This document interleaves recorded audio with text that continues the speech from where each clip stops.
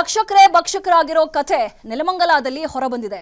ಯಾರೋ ನೀಡಿದ ದೂರು ಆಧರಿಸಿ ಮಹಿಳೆಯೊಬ್ಬರ ಮನೆ ಮೇಲೆ ದಾಳಿ ನಡೆಸಿದ ಪೊಲೀಸರು ಮನೆಯಲ್ಲಿದ್ದ ಚಿನ್ನಾಭರಣ ಹಣವನ್ನ ಕದ್ದಿದ್ದಾರೆ ಅಂತ ಒಬ್ಬ ಮಹಿಳೆ ಆರೋಪಿಸಿದ್ದಾರೆ.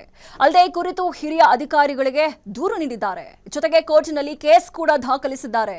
ಏನಿದು ಪೊಲೀಸರೇ ಕಳ್ಳರಾದ ಕಥೆ ಅಂತ ಡೀಟೇಲ್ ಆಗಿ ತೋರಿಸ್ತೀವಿ ನೋಡಿ.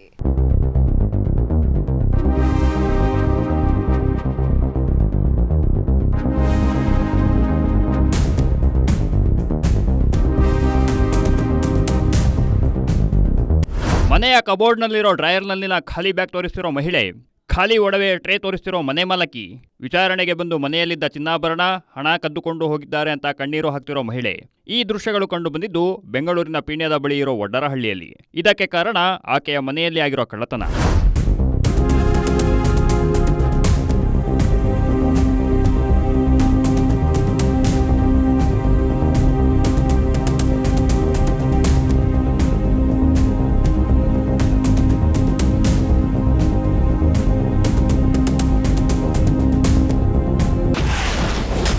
ವೇಶ್ಯಾವಾಟಿಕೆ ನಡೆಸುತ್ತಿದ್ದ ಆರೋಪ, ಪೊಲೀಸರ ರೇಡ್. ತನಿಖೆ ನೆಪದಲ್ಲಿ ಪೊಲೀಸ್ ಠಾಣೆಗೆ ಕರೆದೊಯ್ದು ದೌರ್ಜನ್ಯ. ಈ ವಿಡಿಯೋದಲ್ಲಿರೋ ಮಹಿಳೆಯ ಹೆಸರು ಮಂಜುಳಾ ಅಂತ. ಬೆಂಗಳೂರು ಉತ್ತರ ತಾಲೂಕು ದಾಸನಪುರ ಹೋಬಳಿಯ ವಡ್ಡರಹಳ್ಳಿಯ ನಿವಾಸಿ.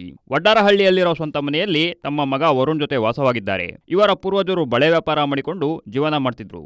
ಮಂಜುಳಾ ಮತ್ತು ವರುಣ್ ಗಾರ್ಮೆಂಟ್ಸ್ನಲ್ಲಿ ಕೆಲಸ ಮಾಡಿಕೊಂಡು ಜೀವನ ಕಟ್ಟಿಕೊಂಡಿದ್ರು. ಅಲ್ಲದೆ ಪೈಸೆ ಕೂಡಿಟ್ಟು ವಡ್ಡರಹಳ್ಳಿಯಲ್ಲಿ ಸ್ವಂತ ಮನೆ ಕಟ್ಟಿಸಿಕೊಂಡಿದ್ರು. ಹೇಗೋ ತಮ್ಮ ಪಾಡಿಗೆ ತಾವು ಜೀವನ ನಡೆಸಿಕೊಂಡು ಹೋಗ್ತಿದ್ರು. ಇಂತಹವರ ಮೇಲೆ ಪೊಲೀಸರು ವೇಶ್ಯಾವಾಟಿಕೆ ನಡೆಸುತ್ತಿದ್ದಾರೆ ಅನ್ನೋ ಆರೋಪ ಹೊರಿಸಿ ಅವರ ಮನೆ ಮೇಲೆ ದಾಳಿ ಮಾಡಿದ್ರು. ಬಳಿಕ ವಿಚಾರಣೆಯ ನೆಪದಲ್ಲಿ ಠಾಣೆಗೆ ಕರೆದೊಯ್ದು ದೌರ್ಜನ್ಯ ಎಸಗಿದ್ದಾರೆ ಅಂತ ಆರೋಪಿಸಿದ್ದಾರೆ. 1 ವರ್ಷದಿಂದ ನಾವು ಇಲ್ಲಿ ಮನೆ ಕಟ್ಕೊ ಬಂದ್ವಿ. ನಮ್ಮ ಹತ್ರ ನಮ್ಮ ತಾಯಿ ನಮ್ಮತ್ತೆ ನಾವೆಲ್ಲ ಬಳೆ ವ್ಯಾಪಾರ ಮಾಡೋರು. ನಾವು ಗಾರ್ಮೆಂಟ್ಸ್ ಅಲ್ಲಿ ಪೀಸ್ ವರ್ಕ್ ಮಾಡ್ಕೊಂಡು ಗಾರ್ಮೆಂಟ್ಸ್ ಅಲ್ಲಿ ವರ್ಕ್ ಮಾಡ್ತೀವಿ. ನಾನು ನನ್ನ ಮಗ ತುಂಬಾ ಕಷ್ಟಪಟ್ಟಿದ್ದೀವಿ.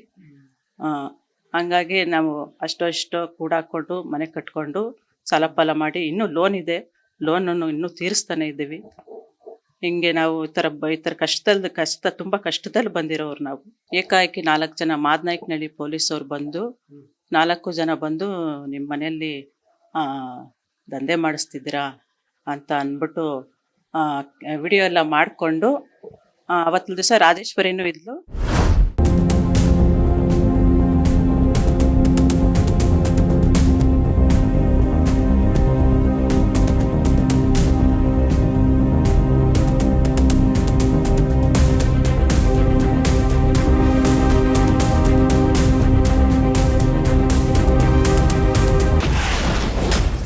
ಬಾಡಿಗೆದಾರರ ವಿರುದ್ಧ ದೂರು, ಮಾಲೀಕರ ವಿರುದ್ಧ ಕ್ರಮ. ವೇಶ್ಯಾವಾಟಿಕೆ ನಡೆಸದಂತೆ ಎಚ್ಚರಿಕೆ, ಬಾಡಿಗೆದಾರರಿಗೆ ದ್ವೇಷ. 1.5 ವರ್ಷದ ಹಿಂದೆ ವಡ್ಡರಹಳ್ಳಿಯಲ್ಲಿ ಸ್ವಂತ ಮನೆ ಕಟ್ಟಿಕೊಟ್ಟಿದ್ದ ಮಂಜುಳಾ ತಮ್ಮ ಮನೆಯ ನೆಲಮಹಡಿಯನ್ನ ರಾಜೇಶ್ವರಿ ಅಲಿಯಾಸ್ ಪ್ರೀತಿ ಮತ್ತು ಮಂಜುನಾಥ್ ದಂಪತಿಗೆ ಬಾಡಿಗೆಗೆ ಕೊಟ್ಟಿದ್ರು. ಸುಮಾರು 10 ತಿಂಗಳಿಂದ ಈ ದಂಪತಿ ಮಂಜುಳಾ ಮನೆಯಲ್ಲಿ ಬಾಡಿಗೆಗೆ ಇದ್ರು. ಹೀಗೆ ಬಾಡಿಗೆಗೆ ಇದ್ದ ರಾಜೇಶ್ವರಿ ಅಲಿಯಾಸ್ ಪ್ರೀತಿ ಮನೆಯಲ್ಲಿ ವೇಶ್ಯಾವಾಟಿಕೆ ನಡೆಸಿದ್ದಾರೆ ಅಂತ ಪೊಲೀಸರಿಗೆ ದೂರು ನೀಡಲಾಗಿತ್ತು. ಅಕ್ಕಪಕ್ಕದವರು ಬಾಡಿಗೆದಾರರ ಮೇಲೆ ದೂರು ನೀಡಿದ್ರೆ ಪೊಲೀಸರು ಮಾಲೀಕರ ಮನೆಯೊಳಗೆ ದಾಳಿ ಮಾಡಿ ಮಹಜರು ನಡೆಸಿದ್ದಾರೆ ಅಂತ ಮನೆ ಮಾಲೀಕರಾದ ಮಂಜುಳಾ ಆರೋಪಿಸಿದ್ದಾರೆ. ಅಲ್ಲದೆ ತಮ್ಮ ಮನೆಯಲ್ಲಿ ವೇಶ್ಯಾವಾಟಿಕೆಯ ದಂಧೆ ನಡೆಸದಂತೆ ಎಚ್ಚರಿಕೆ ನೀಡಿದ್ದಕ್ಕೆ ರಾಜೇಶ್ವರಿ ಪ್ಲಾನ್ ಮಾಡಿ ನಮ್ಮ ವಿರುದ್ಧ ದ್ವೇಷ ಸಾಧಿಸಿದ್ದಾಳೆ ಅಂತ ಆರೋಪಿಸಿದ್ದಾರೆ. ನಮ್ಮ ಮನೆಯಲ್ಲಿ ಗಂಡ ಹೆಂಡತಿ ಅಂತ ಅಂದ್ಬಿಟ್ಟು ರಾಜೇಶ್ವರಿ ಮತ್ತೆ ಮಂಜುನಾಥ್ ಅಂದವರು ಇಬ್ಬರೂ ಬಾಡಿಗೆ ಮನೆಗೆ ಬಂದಿದ್ರು. 11 ತಿಂಗಳಿಂದ ಬಂದಿದ್ರು. ಆಮೇಲೆ ರಾಜೇಶ್ವರಿ ಮೇಲಿದ್ದು ರಾಜೇಶ್ವರಿ ಬಂದು ದಂಧೆ ಮಾಡಿಸ್ತಿದ್ಲು. ನಾನು ಮಗ ಹೋಗಿ ಜಗಳ ಮಾಡಿದ್ವಿ ಅವ್ರ ಮೇಲೆ. ಖಾಲಿ ಮಾಡು ಅಂತಾನು ಹೇಳಿದ್ವಿ. ನಾವು ಮನೆ ಓನರು. ಮತ್ತೆ ನಾವು ಹೋಗಿ ಜಗಳನೂ ಮಾಡಿದ್ವಿ. ನಾನು ಮಗ ಹೋಗಿ ಜಗಳ ಮಾಡಿಬಿಟ್ಟು ಅವತ್ತು ದಿವಸ 4 ಜನ ಪೊಲೀಸರು ಬಂದು ನಮ್ಮ ಮೇಲೆ ಧಮಕಿ ಮಾಡಿ ಸ್ಟೇಷನ್ಗೆ ಕರ್ಕೊಂಡೋದ್ರು. ನಾವೇನಕ್ಕೆ ಸ್ಟೇಷನ್ಗೆ ಬರೋಣ ಅಂತ ಕೇಳಿದ್ವಿ. ಇಲ್ಲ ನೀವು ಸ್ಟೇಟ್ಮೆಂಟ್ ಕೊಡಬೇಕು ಅಂತ ಅಂದರು. ಆಯಿತು ಅಂತ ಅಂದ್ಬಿಟ್ಟು ಸ್ಟೇಟ್ಮೆಂಟ್ ಕೊಡೋಕೆ ಹೋದ್ವಿ ನಾವು.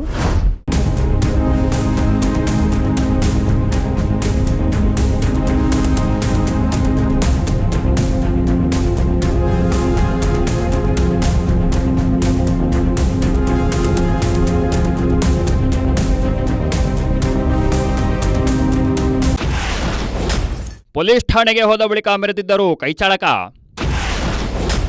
ಮನೆಯಲ್ಲಿದ್ದ ಚಿನ್ನಾಭರಣ, ಹಣ ಕದ್ದರ ಪೊಲೀಸರು. ನೀವು ಠಾಣೆಗೆ ಬಂದು ಹೇಳಿಕೆ ಕೊಡಬೇಕು ಅಂತ ಪೊಲೀಸರು ಇವರನ್ನ ಕರೆದುಕೊಂಡು ಹೋಗಿದ್ರಂತೆ. ಈ ವೇಳೆ ಅವರ ಮಗ ವರುಣ್ ಬಳಿ ಇವರ ಮನೆ ಕೀಯನ್ನ ಮಹೇಶ್ ಅನ್ನೋ ಪೊಲೀಸ್ ಪಡೆದುಕೊಂಡಿದ್ರಂತೆ.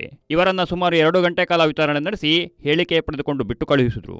ಇವರು ಮನೆಗೆ ಬಂದು ನೋಡುವಷ್ಟರಲ್ಲಿ ಮನೆಯಲ್ಲಿದ್ದ 60 ಗ್ರಾಂ ಚಿನ್ನದ ಸರಗಳು, ಉಂಗುರ, 2 ಜೊತೆ ಕಿವಿಯೋಲೆ, ಸುಮಾರು 4 ಲಕ್ಷ ರೂಪಾಯಿಯನ್ನ ಕದ್ದಿದ್ದಾರೆ ಅನ್ನೋದು ಮಂಜುಳಾ ಅವರ ಆರೋಪವಾಗಿದೆ.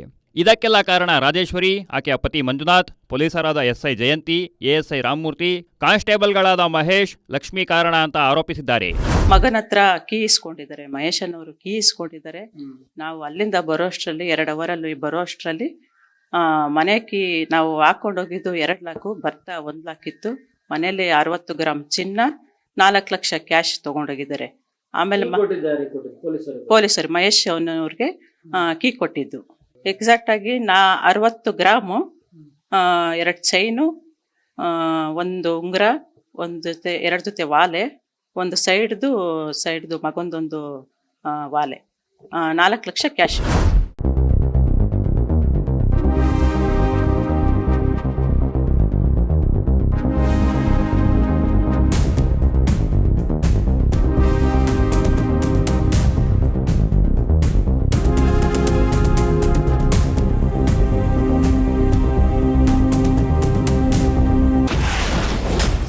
ದೂರು ಸ್ವೀಕರಿಸಲು ಪೊಲೀಸರು ನಿರಾಕರಿಸಿದ ಆರೋಪ. ಪೊಲೀಸರ ವಿರುದ್ಧ ಕೋರ್ಟ್ ಮೊರೆ ಹೋದ ಮಹಿಳೆ. ಪೊಲೀಸರು ವಿಚಾರಣೆಯ ನೆಪದಲ್ಲಿ ಠಾಣೆಗೆ ಕರೆದುಕೊಂಡು ಹೋಗಿ 2 ಗಂಟೆ ಕಾಲ ಇವರ ವಿಚಾರಣೆ ನಡೆಸಿದ್ರು. ಬಳಿಕ ಅವರಿಂದ ಹೇಳಿಕೆ ಪಡೆದುಕೊಂಡು ಬಿಟ್ಟು ಕಳುಹಿಸಿದ್ರು. ಮನೆಗೆ ಬಂದು ನೋಡಿದ್ರೆ ಮನೆಯಲ್ಲಿ ಕಳ್ಳತನವಾಗಿತ್ತು. ಇದಕ್ಕೆ ಮನೆಯಲ್ಲಿ ಬಾಡಿಗೆಗೆ ಇದ್ದ ರಾಜೇಶ್ವರಿ ಜೊತೆ ಸೇರಿಕೊಂಡ ಪೊಲೀಸರೇ ಕಾರಣ ಅನ್ನೋದು ಮಂಜುಳಾ ಅವರ ಆರೋಪವಾಗಿದೆ. ಹೀಗಾಗಿ ಪೊಲೀಸರ ವಿರುದ್ಧ ದೂರು ನೀಡಲು ಹೋದರೆ ದೂರು ಸ್ವೀಕರಿಸಲು ನಿರಾಕರಿಸಿದ್ದಾರೆ. ಕೊನೆಗೆ ಇವರು ಎಸಿಪಿ, ಡಿಸಿಪಿ, ಕಮಿಷನರ್ ಕಚೇರಿ ಮೊರೆ ಹೋಗಿದ್ರು. ಆದರೆ ಇದ್ಯಾವುದೋ ಫಲ ನೀಡಿಲ್ಲ. ಕೊನೆಗೆ ಅವರು ಕೋರ್ಟ್ನಲ್ಲಿ ದಾವೆ ಹಾಕಿದ್ದು ನ್ಯಾಯ ಕೊಡಿಸುವಂತೆ ಕೋರ್ಟ್ ಮೊರೆ ಹೋಗಿದ್ದಾರೆ. ಮತ್ತೆ ಹೋಗಿ ಕಂಪ್ಲೇಂಟ್ ಕೊಡಕ್ ಹೋದ್ವಿ, ಕಂಪ್ಲೇಂಟ್ ತಗೊಳ್ಳಿಲ್ಲ ಅವರು. ಎಸಿಪಿ ಬಂದು ನಾವು ಕಂಪ್ಲೇಂಟ್ ಕೊಟ್ವಿ, ಕಂಪ್ಲೇಂಟ್ ಕೊಟ್ಟು ಅಲ್ಲಿಂದ ಅಲ್ಲಿಗೆ ಕಳ್ಸಿದ್ರು. ಅಲ್ಲಿಂದ ಸ್ಟೇಷನ್ಗೆ ಕಳಿಸ್ತಾರೆ. ಕಮಿಷನರ್ ಆಫೀಸ್ಗೆ ಹೋದ್ವಿ, ಕಮಿಷನರ್ ಆಫೀಸಿಂದ ಡಿಸಿಪಿ ಹತ್ರ ಕಳಿಸ್ತಾರೆ, ಡಿಸಿಪಿ ಆಫೀಸಿಂದ ಎಸಿಪಿ ಕಳಿಸ್ತಾ ಇದ್ದಾರೆ. ನಾವು ಎಲ್ಲಾ ಕಡೆನೂ ಹೋಗಿ ಇದರಲ್ಲಿ ಕಮಿಷನರ್ ಆಫೀಸು, DYSP ಮತ್ತೆ ACP ಆಫೀಸು ಎಲ್ಲಾ ಕಡೆನೂ ಕಂಪ್ಲೇಂಟ್ ಕೊಟ್ಟಿದ್ದೀವಿ. ನನಗೇನು ಎಲ್ಲಿ ಉತ್ತರ ಕೊಡ್ತಾ ಇಲ್ಲ. ದಯವಿಟ್ಟು ನನಗೆ ಸಹಕರಿಸಿ ಅಂತ ಕೇಳ್ಕೊತಿದ್ದೆ.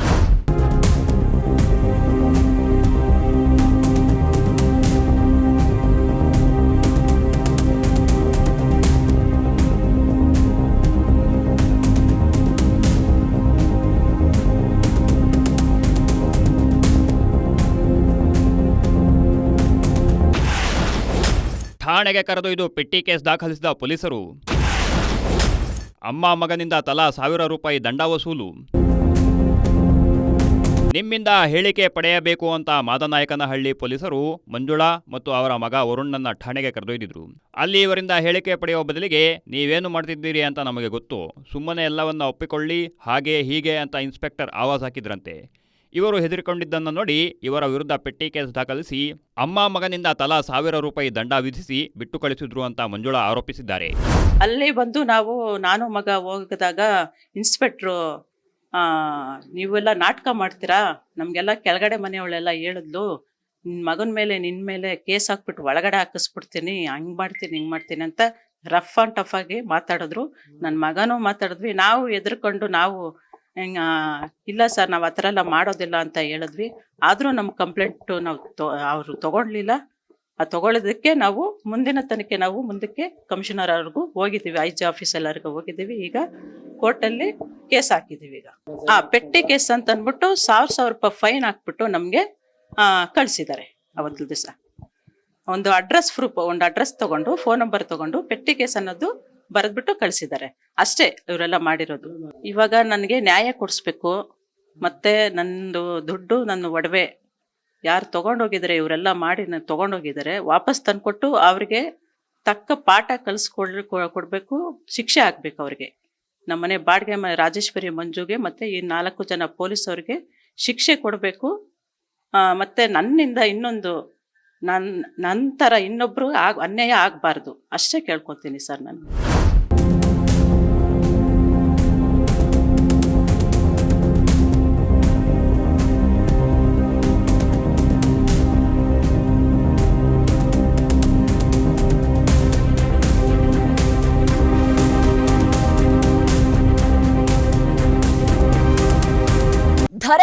ಉರಿದರೆ ಹರ ಕಾಯುವನೆ ಅನ್ನೋ ಮಾತಿದೆ. ನೆಲಮಂಗಲದ ಪೊಲೀಸರನ್ನ ನೋಡ್ತಿದ್ರೆ ಈ ಮಾತು ನಿಜ ಅನ್ನಿಸ್ತಿದೆ. ಪೊಲೀಸರಿಗೆ ಅಭಯ ನೀಡಬೇಕಾದ ಪೊಲೀಸರೇ ಕಳ್ಳತನ ಮಾಡಿದ್ದಾರೆ ಅನ್ನೋದು ಮಹಿಳೆಯ ಆರೋಪವಾಗಿದೆ. ಅಲ್ಲದೆ ತನ್ನ ಮನೆಯಲ್ಲಿ ಕಳ್ಳತನ ಆಗಿರೋ ಹಣ ಆಭರಣ ವಾಪಸ್ ಕೊಡಿಸಿ ಅಂತ ನೊಂದ ಮಹಿಳೆ ಕಚೇರಿಯಿಂದ ಕಚೇರಿಗೆ ಅಲಿತಿದ್ದಾರೆ. ಜೊತೆಗೆ ನ್ಯಾಯಾಲಯಕ್ಕೂ ಮೊರೆ ಇಟ್ಟಿದ್ದಾರೆ. ನೊಂದ ಮಹಿಳೆಗೆ ನ್ಯಾಯ ಸಿಗುತ್ತೋ ಇಲ್ವೋ ಅನ್ನೋದಕ್ಕೆ ಕಾಲವೇ ಉತ್ತರ ನೀಡಬೇಕಾಗಿದೆ. ಇದಾಗಿತ್ತು ಈ ಹೊತ್ತಿನ ವಿಶೇಷ. ನೋಡ್ತಾ ಇರಿ, ಇದು ಗ್ಯಾರಂಟಿ ನ್ಯೂಸ್. ಸುದ್ದಿ ಖಚಿತ, ನ್ಯಾಯ ನಿಶ್ಚಿತ.